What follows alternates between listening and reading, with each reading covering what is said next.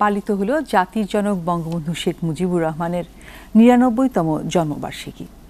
তার জীবন ও কর্মের নানা দিক নিয়ে আলাপ করতে চাই আজকের প্রতি সংলাপে। বিশেষ করে স্বাধীনতা পরবর্তী বাংলাদেশে কিভাবে নারীদের উন্নয়ন এবং ক্ষমতায়নের বিষয়টি উপলব্ধি করেছিলেন তিনি। আপনাদের সঙ্গে আছি আমি শবনম ফেরদৌসী এবং এই বিষয় নিয়ে আলাপ করবার জন্য আজকে যারা উপস্থিত আছেন স্টুডিওতে আসুন পরিচিত হই। আমাদের সঙ্গে আজকে যুক্ত আছেন অপু উকিল, সাধারণ সম্পাদক, যুব মহিলা লীগ। সঙ্গে যুক্ত আছেন প্রাবন্ধিক, কবি ও ঔপন্যাসিক পূরবী বসু, এবং আরও আছেন ব্যারিস্টার শাহ আলী ফরহাদ, প্রধানমন্ত্রীর বিশেষ সহকারী। আপনাদেরকে আমন্ত্রণ আজকের এই বিশেষ প্রতি সংলাপে। প্রথমে পূরবী বসু আপনার কাছে আসতে চাই, কারণ এই বইমেলাতেই আপনার একটি নতুন বই এসছে, বঙ্গবন্ধু নারী বিষয়ক ভাবনা এবং আজকের বাংলাদেশ। এই বইটি আপনি লিখবার প্রয়োজনীয়তা বোধ করলেন কেন এই সময়ে এসে দাঁড়িয়ে? আমি সবসময় বিশ্বাস করি যে নারী তার অধিকার, তার স্বাধীনতা, তার আত্মপ্রতিষ্ঠা, তার মর্যাদার জন্য সবসময় নিজেরাই যুদ্ধ করে এসেছে। কিন্তু যখনই এটা সফলতার দিকে যায় তখন দেখা যায় নারীদের সঙ্গে দু একজন নারী বান্ধব পুরুষ কাজ করে এবং তাতে করে এই আন্দোলনে গতি সঞ্চার হয়। যেমন শুরুতে বলা চলে রাজা রামমোহন রায়, ঈশ্বরচন্দ্র বিদ্যাসাগর, দ্বারকানাথ গঙ্গোপাধ্যায়, তেমনি করে আমি মনে করি আমাদের বঙ্গবন্ধু একজন নারী বান্ধব পুরুষ। উদাহরণস্বরূপ যে তিনি যে আমাদের একটি সংবিধান, একটা অভিনব দলিল উপহার দিয়েছেন 1972 সালে, সেখানে নারী স্বাধীনতা, নারীর অধিকার, নারীর সমমর্যাদার কথা বাড়ি বাড়ি ফিরে ফিরে এসেছে। যে কারণে 72-এর সংবিধানকে এখনো আমরা চাচ্ছি যে রক্ষা করতে, আবার যাতে ফিরে আসে। আপনার এই বইটিতে বিশেষ কি আছে যা আমরা আগে হয়তো জানিনি, এবার জানতে পারছি? এই বইটিতে অনেক কয়েকটি জিনিসই আছে যা সকলে হয়তো জানে না। যেমন বীরাঙ্গনা নামটা কখন কেমন করে দিলেন সেটা সবাই জানে না। জানে যে নির্যাতিতা মেয়েদের তিনি বীরাঙ্গনা বলে অভিহিত করেছিলেন, কিন্তু কোনভাবে এটার পিছনের কাহিনীটা সেটা অনেক সময় জানা যায় না। তারপরে যে সংরক্ষিত আসন যেটা আজকে 50-এ উপনীত হয়েছে, কিন্তু উনি শুরু করেছিলেন 15 দিয়ে। আমি উকিলের কাছে আসতে চাই, এই যে 73 সালে নারীদের সংরক্ষিত আসনের ব্যবস্থা করা এবং তিনি তার মন্ত্রী পরিষদেও নারীদের স্থান দিয়েছিলেন, এই বিষয়টি এত বছর আগে, প্রায় 50 বছর আগে, মানে এখন আমরা কিন্তু ওই জায়গাতেই থেকে খুব একটা উন্নতি হতে পারেনি। তিনি এত পুরানো সময় কিভাবে এটা ভেবেছিলেন, সেই জায়গাটা আপনি এখন কিভাবে দেখেন এই জায়গায়? ধন্যবাদ আপনাকে। আমি কথা বলবার শুরুতেই আমি বিনম্র শ্রদ্ধায় স্মরণ করছি বাঙালির শ্রেষ্ঠ, সর্বকালের সর্বশ্রেষ্ঠ নেতা, জাতির জনক বঙ্গবন্ধুর স্মৃতির প্রতি। সিরাজগঞ্জের একটি জনসভায় বঙ্গবন্ধু গিয়েছেন। তিনি বক্তব্য রাখবার আগেই একটি নারী, নির্যাতিত নারী, মহান মুক্তিযুদ্ধে পাক হানাদার বাহিনী দ্বারা, তো উনি কাঁদতে কাঁদতে দৌড়ে স্টেজের দিকে আসছিলেন। তাকে প্রটোকল আসতে দিচ্ছিল না। বঙ্গবন্ধুর দৃষ্টিগোচর হলে তিনি তাকে স্টেজে নিয়ে আসলেন। তখন ওই নারী বলছিলেন যে সমাজ আমাকে গ্রহণ করছে না, আমার পিতা আমাকে পরিবার থেকে চলে যেতে বলেছে, তা আমি এখন কোথায় যাব? তখন ওই মঞ্চে দাঁড়িয়ে বঙ্গবন্ধু বলেছিলেন যে তোমরা যারা আছো, নির্যাতিত যারা আছো, তারা তাদের পিতার নামের জায়গায় লিখে দাও বঙ্গবন্ধু লিখে দাও শেখ মুজিবুর রহমান, এবং তোমাদের ঠিকানাটা লিখে দাও ধানমন্ডি 32 নম্বর বাড়ি। আরেকটি বিষয় না বললেই নয়, বঙ্গবন্ধুর পাশাপাশি বেগম ফজিলতুন্নেসা মুজিব, বঙ্গমাতা, তিনিও কিন্তু এই যুদ্ধ বিধ্বস্ত যে বাংলাদেশের নির্যাতিত নারীরা, তাদেরকে পুনর্বাসনের জন্য তিনি তার নিজের গহনা বিক্রি করে তাদেরকে বিয়ের ব্যবস্থা করেছিলেন। যে 7 কোটি বাঙালি তখন ছিলেন, তার অর্ধেক যে নারী, সেই নারীকে তিনি সম্পদে পরিণত করতে চেয়েছিলেন। এই জন্য ওই ধারাগুলো তিনি সংবিধানে সন্নিবেশিত করেছেন এবং তারই বাস্তবায়নের জন্য এখন পর্যন্ত চেষ্টা চলছে। এই সংবিধানের যে অনুচ্ছেদগুলো, এগুলো বঙ্গবন্ধু যেটি লিপিবদ্ধ করেছেন তার সংবিধানে, এটি বাস্তবায়িত হলেই আমরা আর নারী অধিকারের জন্য আমাদের কথা বলতে হবে না।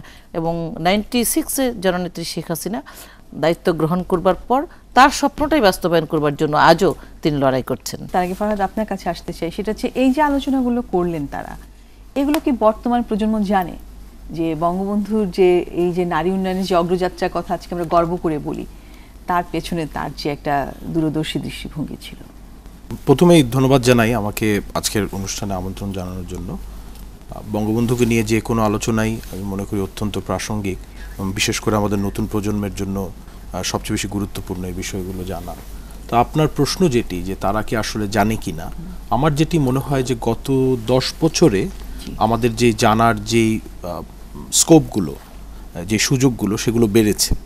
এখন আপনারা তো জানেন, আপা বলছিলেন যে বিষয়টি যে 75 থেকে 96 পর্যন্ত আমাদের যেরকম নারীদের উন্নয়নের ক্ষেত্রে অনেক নীতি আইন এগুলোর বাস্তবায়ন যেরকম থেমেছিল, এমনকি আমাদের সাংবিধানিক যে বাধ্যবাধকতাগুলো সেগুলোও কিন্তু আমরা ঠিকভাবে বাস্তবায়ন ওই সময়টি করিনি, দীর্ঘ সময় বঙ্গবন্ধুর নামও শুনতে পারিনি। তো বঙ্গবন্ধু যে একটি শব্দ আছে এটিও বলা হতো না, শেখ মুজিবুর রহমান শুধু বলা হতো। তো এই 21 বছরের যে একটি গ্যাপ, এই অবস্থায় তো অবশ্যই কিছু ক্ষতি আমাদের হয়েছে। ঐতিহাসিকভাবে আমরা আমাদের তথ্যগুলো, আমাদের যে ঐতিহাসিক যেই বিষয়গুলো, এগুলো আমরা জানাতে পারিনি। কিন্তু গত 10 বছরে কিন্তু কিছুটা পরিবর্তন এই বিষয়ে এসেছে। নতুন প্রজন্ম কিন্তু এখন জাতির জনক বঙ্গবন্ধু শেখ মুজিবুর রহমান বিষয়ে তাদের দ্বিধার জায়গা কিন্তু এখন আর নেই। তারা কিন্তু এটিকে রাজনীতির ঊর্ধ্বে দেখেন। তো কেউ বাংলাদেশ আওয়ামী লীগের সমর্থক হোক আর না হোক, রাজনৈতিক হোক আর অরাজনৈতিক হোক, তারা এই বিষয়টিতে এখন আমাদের নতুন প্রজন্ম, আমি মনে করি বেশিরভাগ আমাদের নতুন প্রজন্ম একমত যে এই বাংলাদেশ সৃষ্টির পিছে যেই মানুষটির সবচেয়ে বড় অবদান, তিনি হচ্ছেন আমাদের জাতির পিতা বঙ্গবন্ধু শেখ মুজিবুর রহমান। আমাদের পৃথিবীতে এখন পর্যন্ত যতগুলো আমরা সফল রাষ্ট্রনায়ক, মহানেতা পেয়েছি, তাদের মধ্যে আপনি এই গুণাবলীটা দেখবেন যে তারা মানুষকে মানুষ হিসাবে দেখতে জানে, সেটি ধর্ম, বর্ণ, লিঙ্গ নির্বিশেষে। তো একটি উদাহরণ আমি দিতে চাই।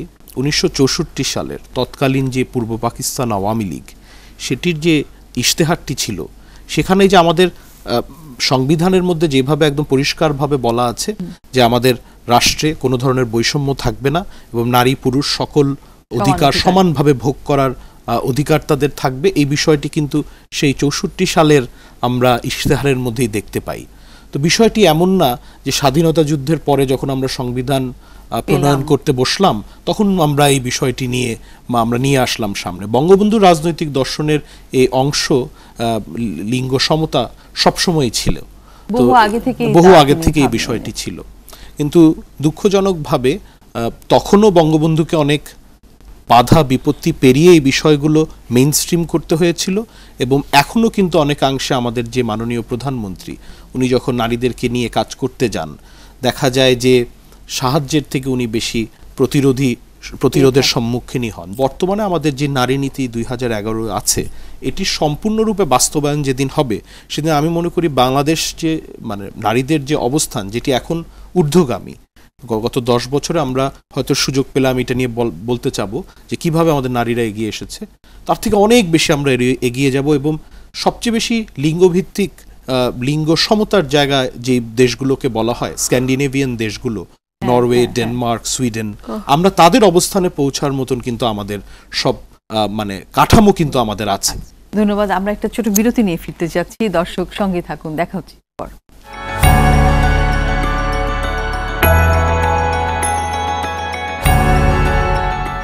আপনারা আছেন প্রতি সংলাপে, আমরা আলোচনা করছিলাম বঙ্গবন্ধুর নারী ভাবনা নিয়ে।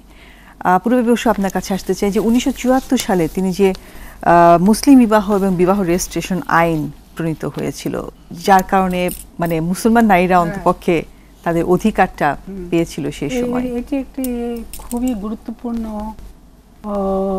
পরিবর্তন তিনি করেছেন, কারণ তার আগে বিবাহ রেজিস্ট্রেশন ঠিকমতো হতো না, যার জন্য কথায় কথায় পুরুষরা ইচ্ছা করলে মেয়েদের তালাক দিতে পারত। তো এটা উনি স্ট্রিমলাইন করেছেন এবং শুধু তালাকের ব্যাপারে নয়, শুধু বিয়ে রেজিস্ট্রেশনের ব্যাপারে নয়, সম্পূর্ণ বিবাহ সম্পর্কিত আইনের ব্যাপারে বেশ কিছু সংস্কার করেছেন তিনি 1974 সালে, যেটা নারীর পক্ষে গেছে আর কি। আমাদের দেশে যে স্বায়ত্তশাসিত যেসব প্রতিষ্ঠান আছে, যেমন বাংলা একাডেমি, সেখানে মহাপরিচালকের পদে কোনোদিন কোনো মেয়ে আগে আসেনি। 1974 সালে বঙ্গবন্ধু ডক্টর নীলিমা ইব্রাহিমকে সেখানে বসিয়েছিলেন। তারপরে তার মন্ত্রিসভায় দুজন নারী ছিলেন, একজন মিস মুর্শেদ, নূরজাহান মুর্শেদ, আরেকজন বদরুন্নেসা আব্দুল্লাহ। তো ওনারা যা বললেন দুজন, তো আমিও তার সঙ্গে একমত যে শুধু সংবিধান না, আমরা সংবিধানের কথা সবসময় বলি, শুধু সংবিধান নয়, আওয়ামী লীগের ইশতেহারেই নারী সম্পর্কে কথাবার্তা আছে এবং সমতার কথা সবসময় বলা হয়েছে। তিনি যখন আন্দোলন সংগ্রাম করছেন তখন থেকে তার দলে মেয়েরা আছে, ছাত্রীরা আছে। 1966 সালে যখন বঙ্গবন্ধু কারারুদ্ধ হলেন, তখন বাংলাদেশে তার দলকে 6 দফার আন্দোলনে তখন আমিনা বেগম কিন্তু এগিয়ে নিয়ে গেছেন। আওয়ামী লীগের দলীয় ইতিহাসে এমন কোনো নারী নেত্রী নেই যিনি কখনো দলকে, দেশকে প্রতারণা করেছেন। কিন্তু আমরা এই কথা সগর্বে সমস্ত পুরুষ নেতার জন্য বলতে পারি না। আমি যেটা মনে করি, মহান মুক্তিযুদ্ধের বিষয়টি যেটি এই বাঙালির মধ্যে জাগরিত করেছিলেন, সেই মানুষটি কে? তিনি তো বঙ্গবন্ধু, এবং তার আহ্বানেই এই সমগ্র নারী সমাজ তাদের পুত্রকে সাজিয়ে দিয়েছেন মৃত্যুর জন্য প্রস্তুত করে, যে তুমি দেশ রক্ষায় জীবন উৎসর্গ করো। এর চেয়ে একজন নারীর আর কি দেশমাতৃকার জন্য কত বড় ত্যাগ হতে পারে। ফরহাদ, আপনার কাছে আসতে চাই যে এই যে আমি যদি এখন এই সময় দাঁড়িয়ে বলি যে বঙ্গবন্ধুর নারীকে নিয়ে যে এগিয়ে নিয়ে যাওয়ার যে ভাবনা, যেটা বলছিলেন অপু উকিল, কোন দর্শন দ্বারা কি তিনি প্রভাবিত ছিলেন? মানে আমি যদি বলি সেই সময়কার বহির্বিশ্বের যে অবস্থাটি ছিল, সেখানে কি কোনো কমিউনিস্ট দেশের প্রভাব ছিল কিনা? কারণ কমিউনিস্ট দেশগুলো সেই মুহূর্তে খুব অগ্রসর ছিল। দেখুন, এখানে আমাদেরকে একটু ডিস্টিংশন করতে হবে সোশ্যালিজম আর কমিউনিজমের মধ্যে। কারণ কমিউনিজম তো আসলে একটা স্টেটের ধরন, আর সোশ্যালিজম হচ্ছে একটা সোসাইটির ধরন। তো সোশ্যালিস্ট প্রিন্সিপালসগুলো তো বঙ্গবন্ধু সবসময় আলিঙ্গন করতেন, বিশেষ করে ইকুয়ালিটির যে পার্টটা। তো সেটা অর্থনৈতিকভাবে হোক বা জেন্ডার ওয়াইজ হোক, উনি সবসময় ইকুয়ালিটিতে বিশ্বাসী ছিলেন। ওনার যে সমতাভিত্তিক যে চিন্তাভাবনাগুলো, সেগুলো শুধুমাত্র যে সমাজতান্ত্রিক চিন্তাভাবনার থেকে এসেছিল তা না, উনি তো বৈষম্যের একদম ফার্স্ট হ্যান্ড উইটনেস ছিলেন। যে ইস্ট পাকিস্তান এবং ওয়েস্ট পাকিস্তানের মধ্যে যে সকল স্তরে এবং সকল ক্ষেত্রে যে ধরনের বৈষম্যগুলো উনি দেখেছিলেন, ওনার তো সারা জীবনের লড়াই ছিল সেই বৈষম্যের বিরুদ্ধে। তো স্বাভাবিকভাবেই এই সমতা, ইকুয়ালিটি, সোশ্যালিস্ট প্রিন্সিপাল, এগুলো দ্বারা তো বঙ্গবন্ধু আপনার ইনফ্লুয়েন্সড হয়েছিলেনই। কিন্তু আরেকটা বিষয়, আপারা যে কথাটি বলছিলেন যে এখনকার বাংলাদেশ তখনকার বাংলাদেশ, এগুলো যদি আমরা একটু মিলাতে যাই, আমি একটা উদাহরণ দিতে চাই। আপা বলছিলেন স্থানীয় সরকারে আমাদের নারীদের অংশগ্রহণের কথা। ওয়ার্ল্ড ইকোনমিক ফোরামের যে আপনার জেন্ডার গ্যাপ ইন্ডেক্স, সেখানে দেখা যাচ্ছে যে পৃথিবীতে এখন শীর্ষ 10টি দেশের মধ্যে বাংলাদেশ আছে যারা রাজনৈতিক ক্ষমতায়নের ক্ষেত্রে নারীদের সবচেয়ে বেশি অগ্রগতি করেছে। আর সাধারণভাবে আমরা বিশ্বের 144টি দেশের মধ্যে এখন 47তম স্থানে আছি, যারা মানে লিঙ্গ যে আমাদের সমতার যেই সূচক, সেখানে আমরা সবচেয়ে ভালো 47টি দেশের মধ্যে একটি দেশ। বঙ্গবন্ধুর যেই চিন্তাভাবনা ছিল নারীদেরকে নিয়ে, এর মধ্যে একটি ছিল যে শিক্ষা হবে নারীর মুক্তির একটি বড় হাতিয়ার, সেটি সামাজিক হোক, অর্থনৈতিক হোক, সবভাবেই শিক্ষা এখানে একটি সেন্টার পিস ছিলেন তার চিন্তাভাবনার। ঠিক সেভাবেই বঙ্গবন্ধু কন্যা আমাদের মাননীয় প্রধানমন্ত্রী, উনিও কিন্তু শিক্ষাকে সবচেয়ে বেশি গুরুত্ব দেন নারীর অর্থনৈতিক মুক্তির ক্ষেত্রে, নারীকে এমপ্লয়েবল করার ক্ষেত্রে। রাজনৈতিকভাবে যখন আলাপ করি, আমরা মনে করি যে এই যে পরিবর্তনগুলো, এই যে অগ্রগতির জায়গাগুলো, এগুলো হয়তো মানে সময়ের সাথে সাথে হবেই, বিষয়টি কিন্তু তা না। আপনি যদি 1971 থেকে 1975-এর 15ই আগস্টের আগ পর্যন্ত, 1972 থেকে 1975-এর 15ই আগস্টের আগ পর্যন্ত নারীদের যে অগ্রযাত্রা, সেদিকে নজর দেন, তারপর আপনি 75 থেকে আপনার 2008 পর্যন্তই দেন, আপনি মাঝখানে 96, 2001 আমরা ধরলাম না, একদম 2008 পর্যন্তই দেন, আবার 2008 থেকে 18 পর্যন্ত দেখেন, সবগুলো গ্রাফে দেখবেন যে অগ্রগতির যেই গতি, সেটি কিন্তু এই দুই আমলে সবচেয়ে বেশি। আচ্ছা, তো আমি যেই শিক্ষার যে উদাহরণটি আমি ব্যবহার করছিলাম, বঙ্গবন্ধু, আমি আপার বইতে একটি উদ্ধৃতি আছে যে বঙ্গবন্ধু ছাত্রীদের একটি অনুষ্ঠানে বলছেন যে তোমাদের শুধু পড়ালেখা করে ইংরেজি বাংলা এগুলো শিখলেই হবে না, তোমাদেরকে সত্যিকার অর্থে শিক্ষিত হতে হবে। তার মানে শিক্ষা, নারীর যে শিক্ষা, সেটার প্রতি উনি অত্যন্ত গুরুত্ব দিতেন, এবং তারই প্রতিফলন আমরা দেখতে পাই আমাদের মাননীয় প্রধানমন্ত্রীর রাজনৈতিক দর্শনের মধ্যে। শুধু নারীদেরকে শিক্ষিত করে তাদেরকে চাকরিতে পাঠানোটা এখানে মূল না, কিন্তু আপনি ডোমেস্টিক ভায়োলেন্স বলেন, বাল্য বিবাহ বলেন, আমরা সকল গবেষণায় দেখি যে এই ধরনের সোশ্যাল যে চ্যালেঞ্জেসগুলো, এগুলো বেড়ে যায় যখন নারীদের শিক্ষার হার কম থাকে। তো এই ধরনের চ্যালেঞ্জগুলো মোকাবেলা করার ক্ষেত্রেও কিন্তু একটা বড় হাতিয়ার হচ্ছে নারীদেরকে শিক্ষিত করে তোলা প্রকৃত। আমরা আরো বিশদ জানবো, একটা ছোট বিরতি নিয়ে ফিরতে হচ্ছে, দর্শক সঙ্গে থাকুন।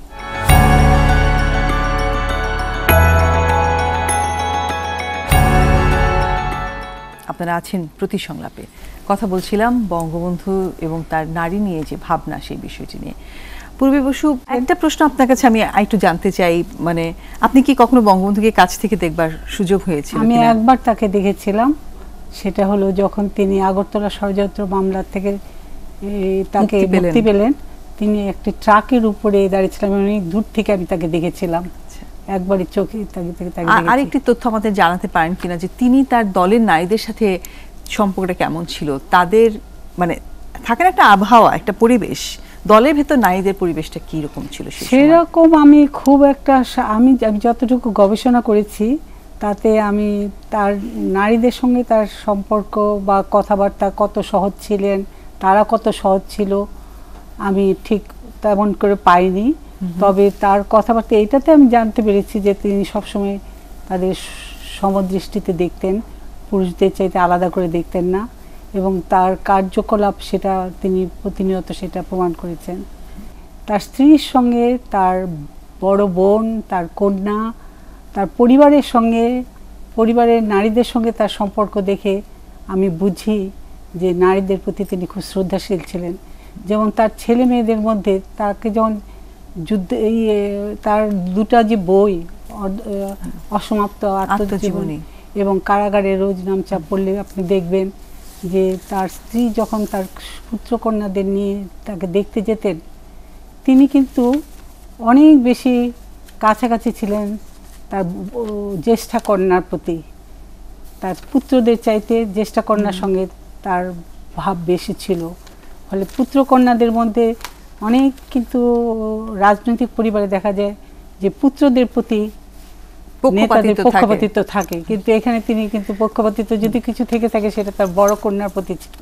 অপুকিল, আপনার কাছে জানতে চাই যে এই যে আজকে যে যুব মহিলা লীগ, বঙ্গবন্ধুর সময় তো ছিল না তখনকার, কিন্তু নিশ্চয়ই তার ভেতরে সেই সময়কার নারী যে ছাত্রী নেত্রীরা ছিলেন, তাদের সাথে তার সম্পর্কটা নিশ্চয়ই খুব অন্যরকম ছিল, শ্রদ্ধাপূর্ণ, তাদেরকে নিশ্চয়ই অনেক উৎসাহ দিতেন।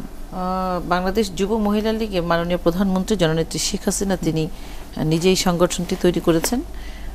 যদিও এই সংগঠন করতে যারা আমরা এসেছি, আমরা সবাই ছাত্রলীগ থেকে এসেছি, ছাত্রলীগ যারা আমরা করেছি তারাই এই সংগঠনে নেতৃত্ব দিচ্ছি, বা এই সংগঠনের মূল বিষয়টা যারা সাবেক ছাত্রলীগ করবেন তারাই এখানে যুব মহিলা লীগ করবেন। আর এই ছাত্রলীগ, এটা বঙ্গবন্ধু এই ছাত্রলীগের প্রতি তিনি আওয়ামী লীগ সৃষ্টির আগে এই ছাত্রলীগ তৈরি করেছেন, প্রতিষ্ঠা করেছেন। ছাত্রলীগ থেকে অনেক নারী নেত্রী, তখন আপনি দেখবেন, আমি সেটাই বলছিলাম যে আপনি বলছিলেন যে অনেক স্মার্ট নারীরা সেখানে দেখবেন যে মশাল হাতে, পতাকা নিয়ে, ব্যানার হাতে, সেই সময় ব্ল্যাক অ্যান্ড হোয়াইট ছবিগুলো, কি মেয়েরা, ছাত্রীরা স্মার্টলি তারা ছাত্রলীগের ব্যানারে কাজ করছে। মহিলা আওয়ামী লীগ আছে আমাদের আরেকটি সংগঠন, সেই মহিলা আওয়ামী লীগকে তিনি এগিয়ে নেবার জন্য সংগঠনটি যেন একেবারে তৃণমূল পর্যন্ত যেতে পারে সেই বিষয়ে তিনি সবসময় সচেষ্ট ছিলেন। পাশাপাশি দেখবেন ওই সময় বঙ্গবন্ধুর সহচর্য লাভ করে, বঙ্গবন্ধুর সাথে থেকে বেশ স্বনামধন্য কয়েকজন নারী নেত্রী বেরিয়ে এসেছে, যেটি কিন্তু বঙ্গবন্ধুর রাজনৈতিকভাবে তাদেরকে এগিয়ে দেবার জন্য সহযোগিতা ছিল বলেই তারা পেরেছেন। যেমন সাজেদা চৌধুরী, তিনি বঙ্গবন্ধুর সময়ের তার থেকেই রাজনীতি শিখেছেন, তাকে কাছ থেকে রাজনীতি করবার সুযোগ তিনি পেয়েছেন। বেগম আইভি রহমান, তিনি তাকে হত্যা করা হয়েছে 2004 সালের 21শে অগাস্ট গ্রেনেড হামলা করে। আইভি রহমান তিনি নারী সংগঠনের নেতৃত্ব দিতেন, মহিলা আওয়ামী লীগের সভাপতি ছিলেন দীর্ঘদিনের।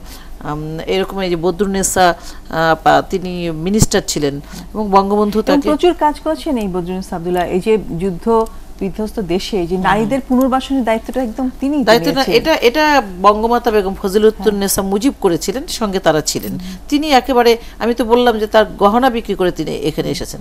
বিভিন্নভাবেই নারীদেরকে বঙ্গবন্ধু এগিয়ে নেবার জন্য তিনি তো খুব কম সময় পেয়েছিলেন স্বাধীনতার পরে, ওইসব পরিকল্পনাগুলো করেছিলেন, বাস্তবায়নটা কিছুটা করতে পেরেছিলেন। বাকি যে পরিকল্পনাগুলো সেটি কিন্তু তার কন্যা জননেত্রী শেখ হাসিনা আজ করছে। বাজেটে একটি সামাজিক বেষ্টনী প্রণয়ন করে জননেত্রী শেখ হাসিনা সেখানে জিডিপি 2% রেখে দিয়েছেন এই সামাজিক বেষ্টনীর জন্য। কারণ ওই সামাজিক বেষ্টনীর মধ্যে সমাজের ঝরে পড়া, অসহায়, বিধবা, স্বামী পরিত্যক্তা, যারা মূল স্রোত থেকে বিচ্ছিন্ন, তাদেরকে মূল স্রোতে নিয়ে আসবার জন্য ওই অর্থায়নটা করা হয়ে থাকে। এবং এখন দেখবেন সমগ্র বাংলাদেশে কোনো নারী যেন, একেবারেই ঝরে পড়া নারী, তিনিও যেন না খেয়ে না থাকেন, তিনিও যেন একটি ভাতা পান। বিধবা ভাতা থেকে শুরু করে বিভিন্ন ধরনের ভাতা প্রদানের মধ্য দিয়ে সুযোগ সুবিধা সৃষ্টি করে তাদেরকে মূল স্রোতের সাথে এনে সমগ্র বাংলাদেশে নারীদেরকে কর্মক্ষম করবার পরিকল্পনাগুলো নেওয়া হয়েছে। ফরাদ, আপনাকে শেষ করছি যে এই ব্যাপারে কোনো সন্দেহ নেই, এই মুহূর্তে বাংলাদেশ নারী উন্নয়নের জায়গাগুলো, বিভিন্ন যে খাতগুলো, সেখান থেকে অনেক অগ্রসর পৃথিবীর অন্য অনেক উন্নত দেশের থেকেও। কিন্তু সামনে কি আছে? সামনে যে আরও নারীরা আসছে, তাদের জন্য আরও কি সুস্থ, মানে যদি বলি যে ধর্ষণের কথা, যৌন নির্যাতনের কথা, তাদের স্বাস্থ্য সুরক্ষার কথা, সেই জায়গাগুলোতে বর্তমান সরকার কতটা বঙ্গবন্ধুর স্বপ্নকে সফল করতে যাচ্ছে? নারীর প্রতি যে সহিংসতার বিষয়টি আপনি বলছেন, এই বিষয়ে কিন্তু 2010 সালে একটি যুগান্তকারী আইন মাননীয় প্রধানমন্ত্রী শেখ হাসিনার নেতৃত্বে আমাদের সংসদে পাশ হয়। সেটি হচ্ছে ডোমেস্টিক ভায়োলেন্সের এগেইনস্টে। এর আগে আমাদের নারীদের, মানে স্পেসিফিক্যালি ডোমেস্টিক ভায়োলেন্সের এগেইনস্টে আমাদের কোনো ল ছিল না। এছাড়াও মাননীয় প্রধানমন্ত্রী কিন্তু একাধিকবার বলেছেন যে এই যে পাবলিক প্লেসে যে বিভিন্ন রকমের হ্যারাসমেন্ট বা সিকিউরিটির যে ইস্যুটা মেয়েদের, যেটা আমরা মনে করি এখন নারীদের জন্য একটি বড় চিন্তার জায়গা, সেটি আমলে নিয়েই কিন্তু আমরা এখন বলছি যে আমরা আগামীতে একটি অ্যান্টি হ্যারাসমেন্ট ল করব। অর্থাৎ সেক্সুয়াল ভায়োলেন্সের এগেনস্টে যেরকম আমাদের ল আছে, সাধারণ ভায়োলেন্সের এগেনস্টে যেরকম আমাদের ল আছে, এখন থেকে হ্যারাসমেন্টের বিরুদ্ধেও আমরা একটি আলাদা আইন করছি। আইনি কাঠামোর দিক থেকে চিন্তা করলে কিন্তু এই মুহূর্তে আসলে খুব যে আমরা পিছিয়ে আছি বা আমাদের কোনো বড় ধরনের ঘাটতি আছে তা কিন্তু না। কিছুটা জায়গায় আমাদের এখনো সামাজিক যে মূল্যবোধের জায়গা, আমাদের দৃষ্টিভঙ্গির যে জায়গা, সেগুলো নিয়ে আমাদের কাজ করতে হবে। চ্যালেঞ্জের জায়গা তো কিছু রয়েই যায়। আসলে এই ধরনের একটি বিষয় যেখানে আপনি ইকুয়ালিটি এস্টাবলিশ করতে চান, সমাজের অর্ধেক যারা প্রতিনিধিত্ব করেন, সমাজের অর্ধেক জনগোষ্ঠীর জন্য কল্যাণ বা উন্নয়ন নিয়ে যখন আপনি কথা বলবেন, তখন কিন্তু টাস্ক কোনো সময় কমপ্লিট হবে না। আমাদেরকে ওই পারফেকশনের দিকে এগিয়ে যেতে থাকতে হবে, যেই পারফেকশনটা আসলে কোনো সময় কিন্তু রিচ হয় না, বাট যে পারফেকশনের যত কাছাকাছি আমরা যেতে পারি সেটাই থাকতে হবে আমাদের লক্ষ্য। ধন্যবাদ আপনাকে, ধন্যবাদ আপনাদের সকলকে আজকের প্রতি সংলাপে অংশ নেবার জন্য। দর্শক, এই ছিল আমাদের আজকের আয়োজন। দেখা হবে আগামী সপ্তাহে। ভালো থাকবেন।